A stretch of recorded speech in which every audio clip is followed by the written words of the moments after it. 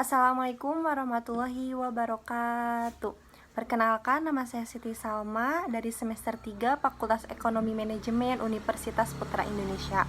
Nah, di sini saya akan menjelaskan tentang selayang pandangan hukum ekonomi yang sebelumnya sudah dijelaskan oleh Dr. Muhammad Rendi Adit Hayandi SHMH.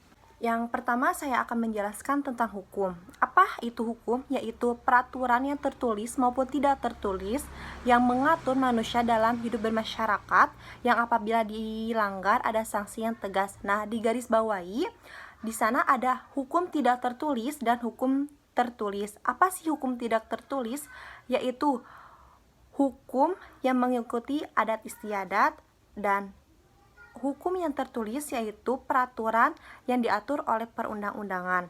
Nah, jika dilanggar maka ada sanksi yang tegas. Sanksi ini berbagai macam. Yang pertama, ada sanksi pidana, sanksi perdata, administrasi negara, dan hukum yang berlaku.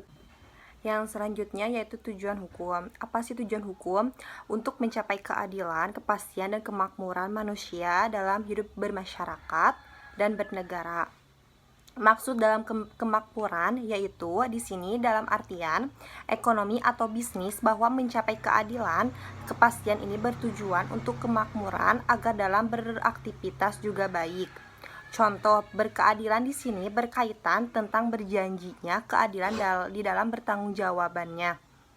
Misalnya, ketika A memberikan suatu barang ke B, lalu A ternyata mendapatkan suatu masalah yang tidak dapat ditanggulangi dirinya.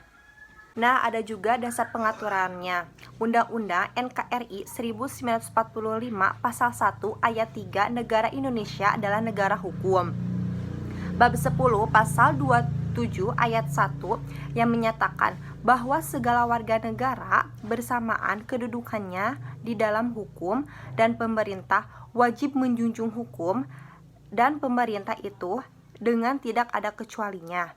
Pasal 28 ayat 5 bahwa untuk penegakan dan melindungi hak asasi manusia sesuai dengan prinsip negara hukum yang demokratis, maka pelaksanaan hak asasi manusia dijamin, diatur, dan dituangkan dalam peraturan perundang-undang.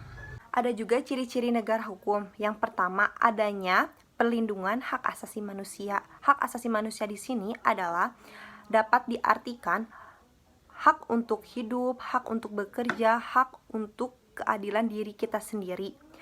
Yang kedua yaitu adanya pemisahan dan pembagian kekuasaan pada lembaga negara untuk menjamin perlindungan hak asasi manusia.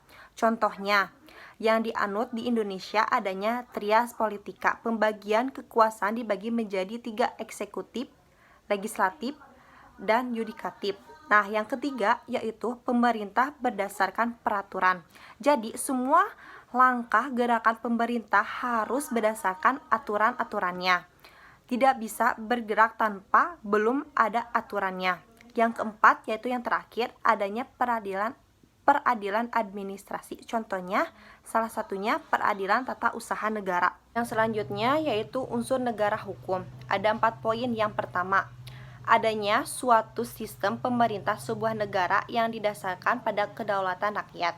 Yang kedua, pemerintah dalam melaksanakan tugasnya harus berdasarkan hukum atau peraturan perundang-undang yang telah ditetapkan. Yang ketiga, adanya pengawasan dari badan atau lembaga peradilan yang bebas dan mandiri, dalam artian lembaga peradilan tersebut benar-benar tidak memihak siapapun. Yang keempat yaitu yang terakhir, adanya peran yang nyata dari anggota masyarakat maupun warga negara untuk berpartisipasi atau ikut serta mengawasi perbuatan dan pelaksanaan kebijakan yang dilakukan oleh pemerintah tersebut. Selanjutnya yaitu ekonomi atau bisnis.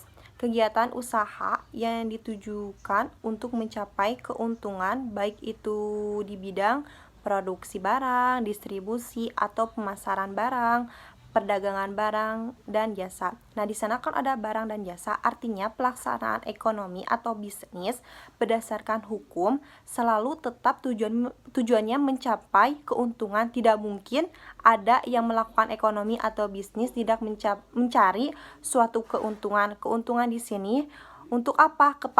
untuk kepastian, kemakmuran, dan juga keadilan. Nah, ada juga hukum ekonomi yang minggu lalu sudah dibahas. Nah, hukum yang mengatur distribusi atau pembagian sumber-sumber daya agar tercapai kesejahteraan yang berkeadilan.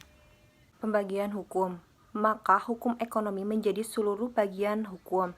Kalau diibaratkan seperti pohon hukum, maka ada akarnya, daunnya, rantingnya, semua yang berkaitan hukum bisa masuk ke wilayah bisnis atau ekonomi. Contoh hukum ini dibagi menjadi dua, hukum publik dan hukum privat. Nah, ada juga prinsip-prinsip hukum bisnis. Prinsip-prinsip hukum bisnis ini ada 4 poin. Yang pertama, adanya kegiatan ekonomi.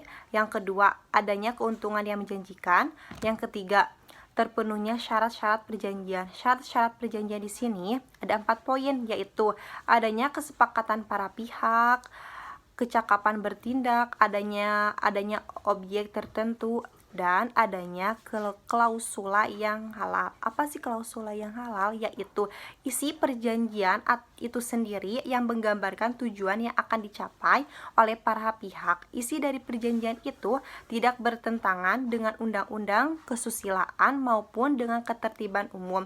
Hal ini diatur dalam pasal 1337 KUHP.